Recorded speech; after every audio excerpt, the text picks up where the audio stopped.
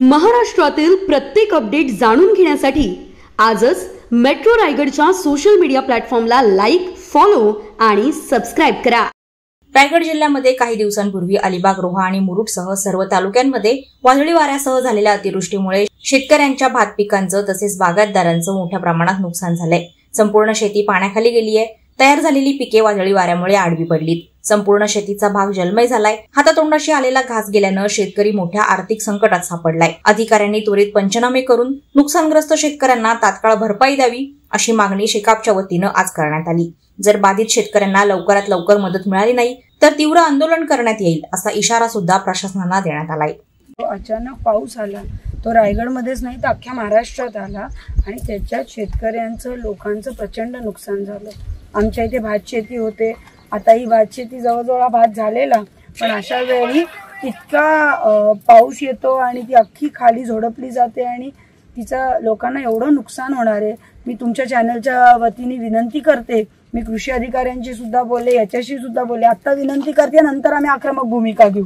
आता विनंती करते की यांना लवकरात लवकर नुकसान भरपाई मिळाली पाहिजे। आणि खूप वाईट वाटतं की आज कष्टकरी शेतकरी आणि सर्वसामान्य माणसांसाठी कोणीच उभं राहत नाही। आमचा एकच पक्ष आहे। तुम्ही आता मुंबईहून आला असाल, तुम्ही रस्ता बघता, खड्ड्यांनी भरलेला रस्ता आहे। तर आज मला वाटतं शेतकऱ्यांचं हे खूप मोठं नुकसान झालंय आणि त्यांना जास्तीत जास्त नुकसान भरपाई ही लवकरात लवकर मिळाली पाहिजे। हा आपल्याला शेतकऱ्याला न्याय मिळायला पाहिजे। शेवटी निसर्ग आपल्या हातात नाही, आज निसर्गाने जे नुकसान केलंय ते केलंय, पण सरकारने जास्तीत जास्त नुकसान भरपाई आता त्यांना त्वरित दिली पाहिजे।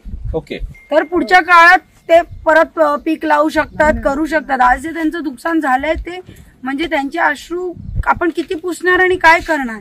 आज पूर्ण महाराष्ट्र पाण्याच्या खाली आहे, कारण की एन्व्हायरमेंटचे नॉर्म्स उल्लंघन केले जातात, हे केले जातात आणि लोक आपल्या अन्नदात्याला, मला रोज लोकांना प्रश्न विचारायचा आहे, जेव्हा तुम्ही जेवता आणि प्रत्येक पहिला घास घेता तेव्हा तुम्ही त्या शेतकऱ्याचा विचार करता का? आज नाही करत।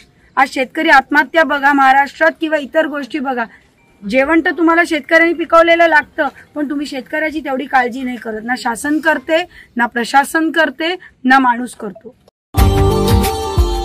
Subscribe now and press the bell icon. Never miss an update.